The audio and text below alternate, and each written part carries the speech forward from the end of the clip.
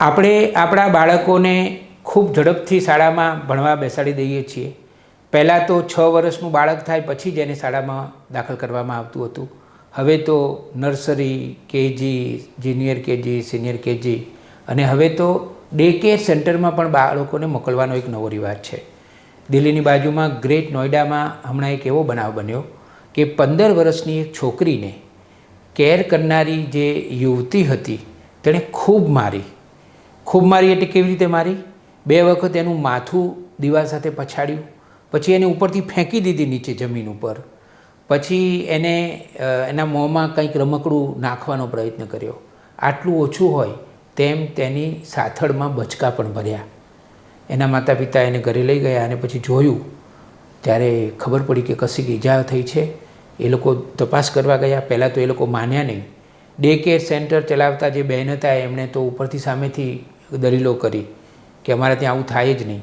પણ પછી CCTV camera check કરવામાં આવ્યા ત્યારે ખબર પડી કે આ નાનકડી 15 જ મહિનાની એકદમ પતંગિયા જેવી ફૂલ જેવી છોકરીને ખૂબ જ મારવામાં આવી હતી.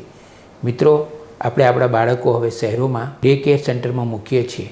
ડે કેર સેન્ટરમાં જ્યારે બાળકો મૂકો ત્યારે આટલી બાબતોનું ધ્યાન રાખો. પહેલી બાબત એ છે કે મહેરબાની કરીને તમારા બાળકને બહુ ઝડપથી ડે કેર સેન્ટરમાં મૂકવાનું ટાળો. તમે નોકરી કરતા હો તો એવું કરો કે 1 કે 2 કલાક જ મૂકો, અને એમાંય 4-5 વર્ષ સુધી તો ન મૂકો તો બહુ જ સારું. 11 મહિના, 12 મહિના, 15 મહિનાના બાળકો પોતાના માતાથી કે પોતાના ઘરથી કે પોતાના પરિવારજનોથી છૂટા પડે છે ત્યારે એમના હૃદયમાં જબરજસ્ત વેદના થાય છે. મનુભાઈ પંચોળી, દર્શક કે જે બહુ જ મોટા ગજાના કેળવણીકાર હતા, એમનું એક પુસ્તક છે, એ વાંચવાની ભલામણ કરું છું. એ પુસ્તકનું નામ છે વિશ્વ શાંતિની ગુરુ કિલ્લી. કે આખા વિશ્વમાં જો શાંતિ સ્થાપવી હશે તો શું કરવું જોઈએ, એમાં એમણે એવું કહ્યું છે કે દરેક બાળકનો ઉત્તમ રીતે ઉછેર થવો જોઈએ.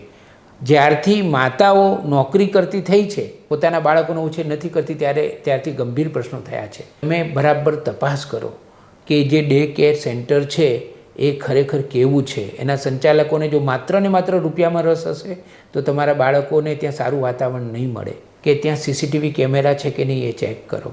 ચોથી વાત એ છે કે જાણે અજાણે તમારા બાળક સાથે કેવું વર્તન થાય છે એની બરાબર તપાસ કરો. પ્રેમથી એ તમારું બાળક તમારી આગળ હૃદય ખોલે એ તમારે એવું વાતાવરણ રાખવું પડશે.